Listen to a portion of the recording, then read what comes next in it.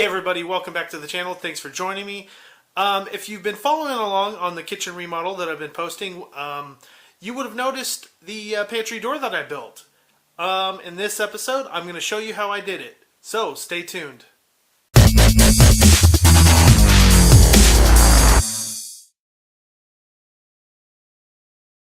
So, if you've been watching all the videos I've been posting lately, you would know that I've been going through a full kitchen remodel on a budget.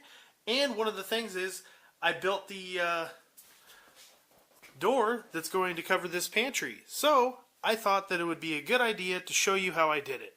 So, if you haven't checked out the previous videos, here's a link just for you to go check out those other videos that I've been posting covering the whole kitchen rebuild. And please subscribe to the channel because I need all the love I can get.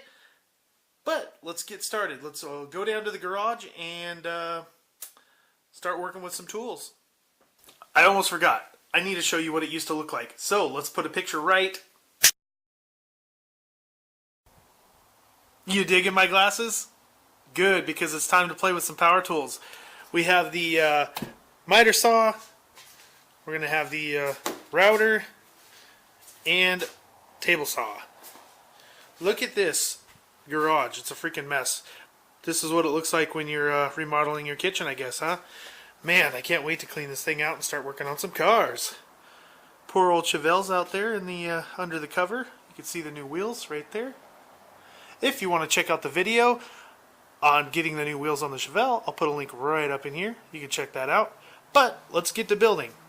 So what I chose to use was some 4x1 just for the outside frame. And we're also going to be using this 1/4" plywood for the inside. So we got our measurement of 36 7/16 by 80. So I'm going to cut my first two pieces at 36 7/16.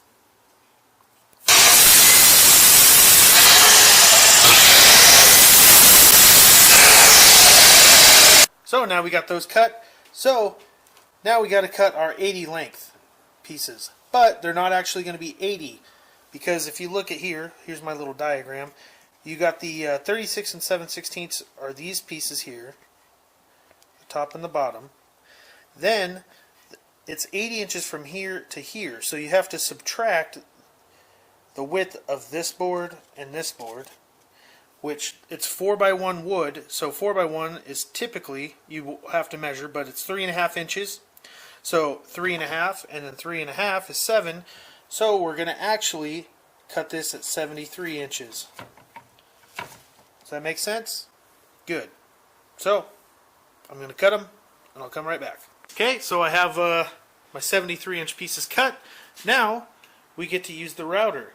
What the router is going to do is going to route out a 1/4" slot all the way down the piece of wood so that we can, when we put our inside piece of the 1/4" plywood, it'll sit flush in there.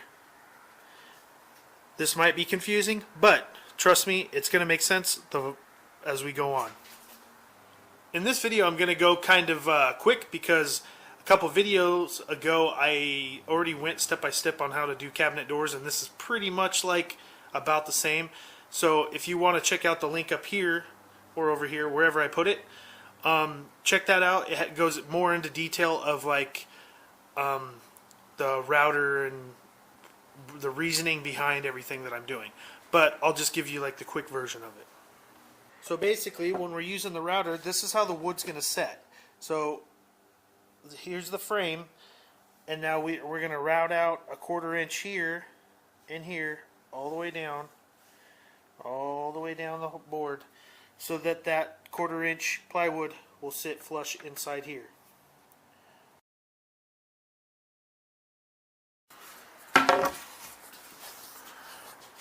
So here's a side view of it. So you're just cutting out that little 1/4".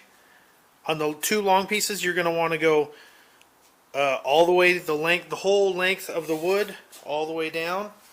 And then on the short piece, you're going to want to stop before you get to the end, so that when you're looking from the end, you don't see that notch, because if you look here, let me get this wood. If you look here, I'm running out of room now, damn it. But when you put your two pieces together like that, see, I went a little bit too far. So if you're picky, you're going to want to go basically to right there with this piece so that it looks perfect and everything. But they fit together just like that, and then the wood will lay right in there like that. Next up, we're going to take this fancy jig. It's called a Craig jig. It's for pocket holes. And essentially what it does is you clamp this down, and then you drill two holes, and then you could put two screws in there to hold this piece of wood together. I'll put a link in the description if you're interested in buying one or looking up information on one. But let's go ahead and drill these holes. So all you do is you just take this, center it on the wood, clamp it down.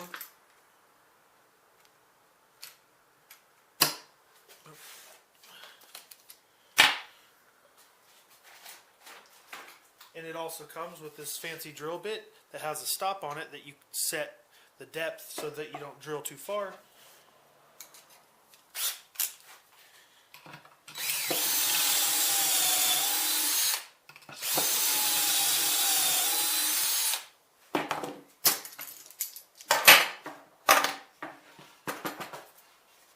And boom, just does two holes. So we're going to do two holes on each side of the long sides.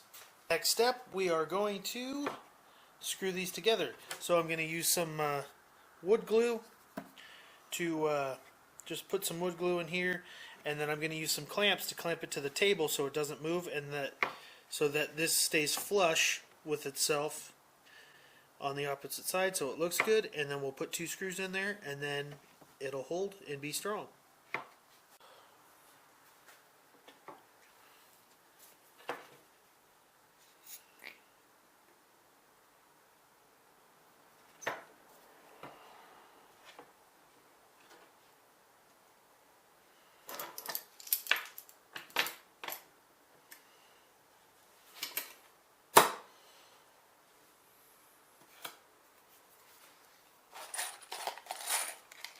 Then you just use these cabinet screws.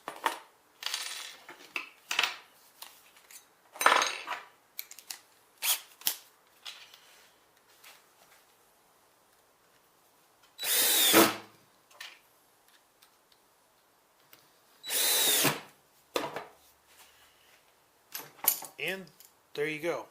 You have one corner. So we're going to go ahead and do that to all four corners, the three other corners, and then we'll come back and show you the next step. Now you'll most likely get some glue, coming through, so just wipe that off, and then check on your other side. See, I got some glue there, no glue there, but you'll want to wipe that off before it dries. So now we have our basic frame. It's looking good. It's nice and square. I checked for square. If you don't know how to check for square, all you got to do is just measure corner to corner, and make sure that they're the same length. If you have that, you're good to go. Now we're going to put a center divider in here. So we're going to add a 4x1 board right here in the middle, and we're going to do basically what we just did with the corners with the drilling. So we're going to take the jig, we're going to drill two holes there, and then we'll be able to screw right into our center board. I have the middle piece now cut, and I have it all drilled, so this is going to fit right here. But now what we have to do is we got to take the router and we have to route this and this edge so that the 1/4-inch plywood will fit in place. Got it all routed out. Now I'm just going to go ahead and screw it in there, and then I'll come back and show you when it's done. There it is. We got the centerpiece in. It's looking good. Now all we have to do is put our diagonal pieces in. I don't know if I'm putting one like that and one like that, or one like that, one, I don't know. They're going to be diagonal pieces in there somehow. I'll figure that out look-wise. So I'm using 3x1 that I had left over for the diagonal pieces. And what I did is I stuck it underneath, and what I'm going to do is I'm just going to take a pen or pencil and then mark my lines where I need to cut it, just like that. Then come over here, do the same thing. That way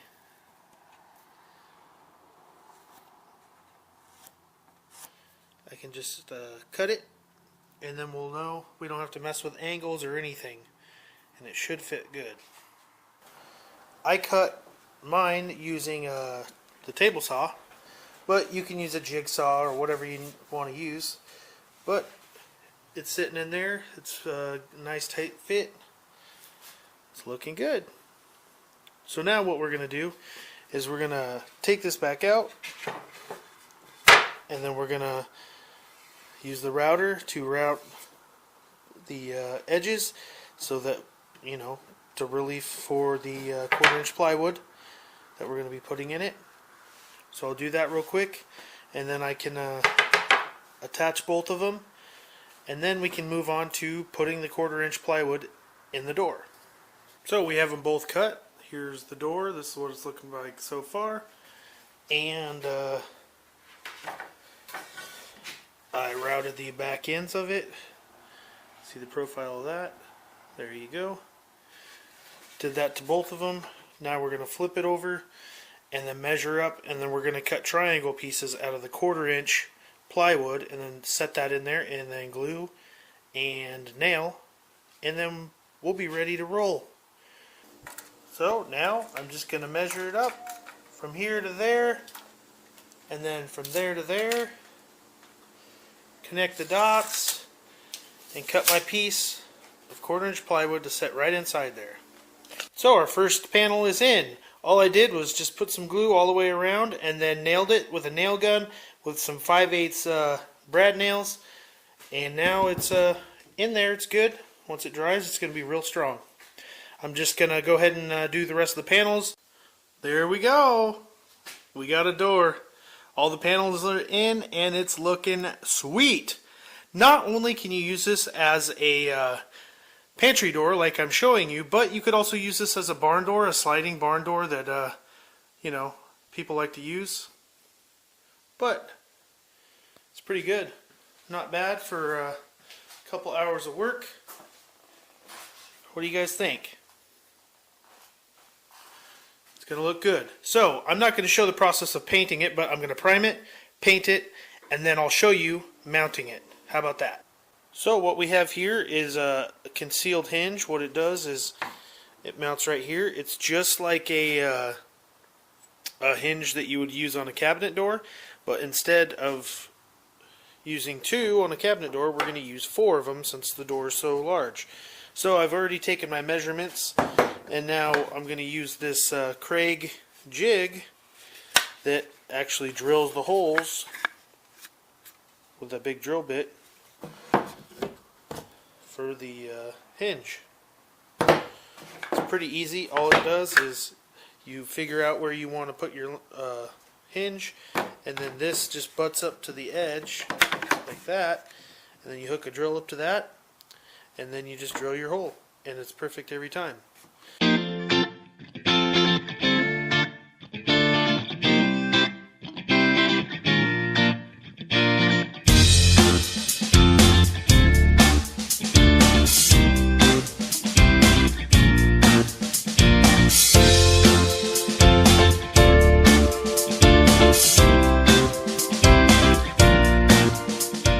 So now what we can do is we can take our hinge, and then it just goes right inside that hole like that, and then kind of square it up, and then put your 2 screws in, and we'll do that to all 4, and then we'll be able to install it. Alright, well, we're in the kitchen, and I'm going to attempt to install this by myself. It's kind of big and awkward. We'll see how this goes.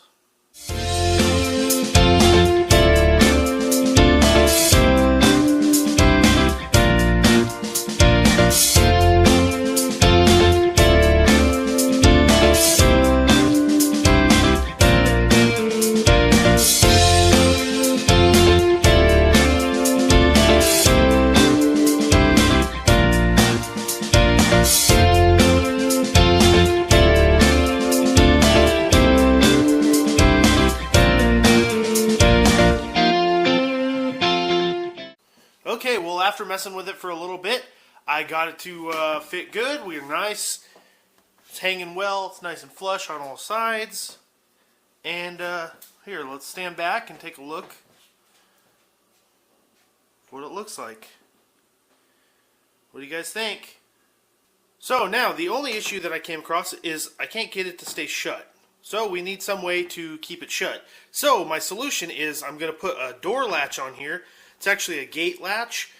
And then not only will that keep that shut, but it'll also keep the kids out. So we're going to go ahead and install that right now.